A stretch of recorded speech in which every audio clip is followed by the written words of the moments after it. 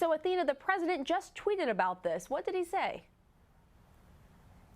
Hi, Pamela. That's right. The president saying, my statement as to what's happening in Sweden was in reference to a story that was broadcast on Fox News concerning immigrants and Sweden.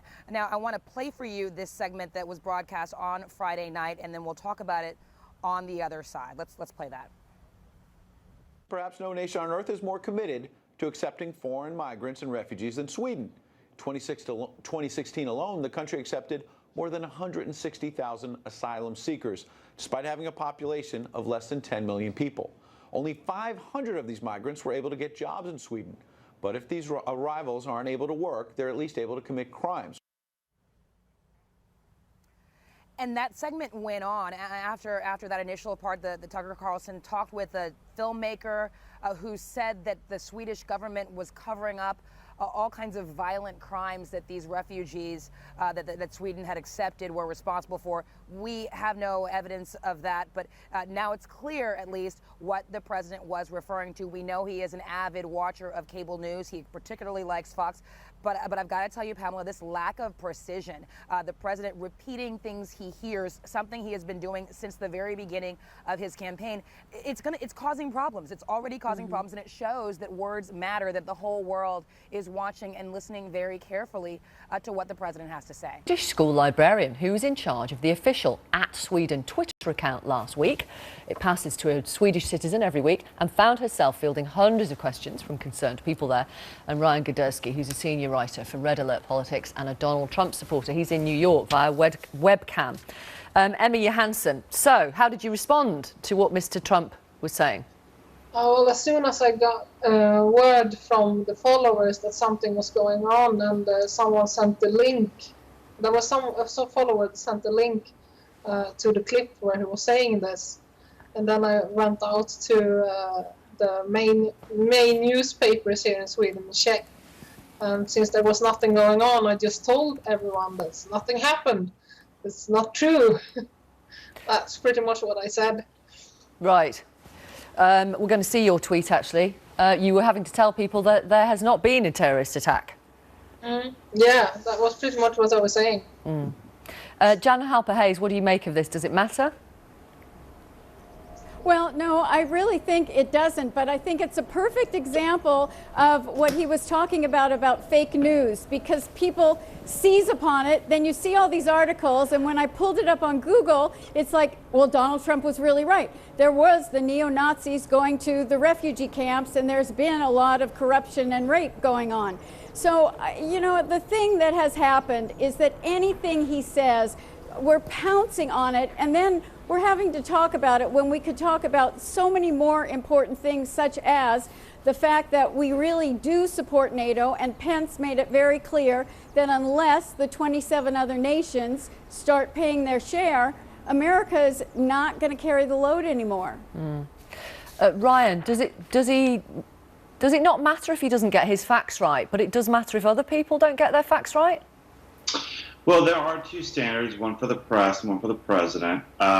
He was speaking, the president has a tendency to speak in very broad terms, sometimes to his benefit when he's campaigning, and sometimes to his detriment. He didn't give an exact detail of what he was referring to when he was speaking to that crowd. He wasn't saying there was a terrorist attack or that there was this thing or that thing. He was just saying, did you see what happened in Sweden, referring to a television program.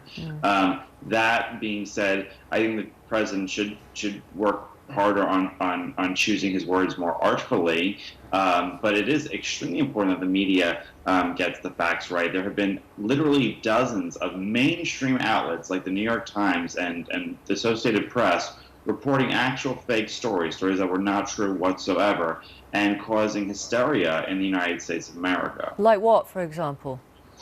The Associated Press published on Friday an article saying that that the president was considering using 100,000 troops, 100,000 National Guard troops to round up illegal aliens in 7 states. That was not true. It was a leaked email that they said was a draft of a memo that never mentioned 100,000. That was one example. Another example, the Associated Press also said that the President Trump had said that he planned on invading Mexico to the president of Mexico. That never happened. That was untrue. CNN reported that the President Trump remove Martin Luther King's bust from the White House. That was not true. That never happened. I mean, I can go on and on and on, but Maggie Haberman of the New York Times tweeted that Ivanka bought her house from a Russian, turned out to be a Lithuanian businessman. Also another thing, completely not true. I can go on and on, but the press has expanded, hysteria, and that's because in the modern day press, you're more accountable for the hits you make than the news you get. And it's a sad state, and the press has to start being held accountable for spending the last 2 years getting so much information, correcting the campaign onwards. Okay. Thank you all very much. Thank you, Ryan. Thank you, Jan. Thank you very much, Emma. Still to come in the last half hour of the programme as Iraqi forces battle to reclaim the second city, Mosul, which is the last stronghold.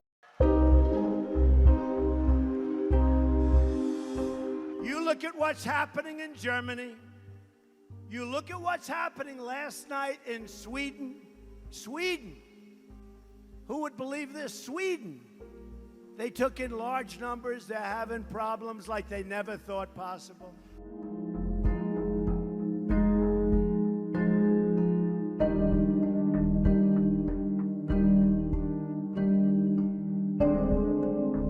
The best theory for what he was talking about is a segment on Fox News from Friday night. Perhaps no nation on earth is more committed to accepting foreign migrants and refugees than Sweden. Do you see the violence really spreading across Sweden into the cities? At least 1 or 2 times a week. It's a very political film suggesting that refugees are bringing lots of violence and threats to Sweden. So perhaps President Trump saw that segment on Friday and was referring to that being last night because that would have been Friday night.